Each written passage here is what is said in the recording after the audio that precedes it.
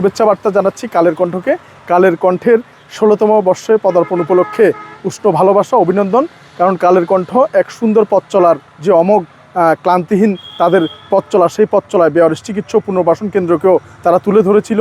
বাংলাদেশের একমাত্র বেয়ারিশ হাসপাতালের পাশে ওনারা বিভিন্ন সময় বিভিন্ন সংবাদের মাধ্যমে জাতির কাছে তুলে ধরেছে এবং বেয়ারিশ মানুষের অধিকার এবং তাদের যে চাওয়া সেই প্রাপ্তিগুলো তুলে ধরার জন্য কালের কণ্ঠকে স্পেশালি ধন্যবাদ জানাচ্ছি।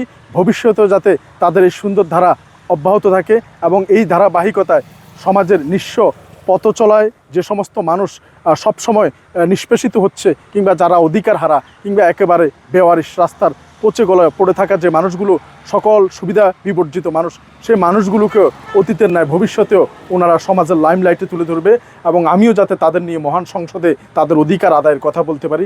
একটি সাম্যের বাংলাদেশ, একটি মানবতার আগামীর মানবিক বাংলাদেশ বিনির্মাণে ইনশাল্লাহ আমাদের পাশে কালের কণ্ঠ অতীতের মতো থাকবে এবং কালের কণ্ঠের এই জয় জয়কার সবসময় মানবতার কল্যাণে হবে।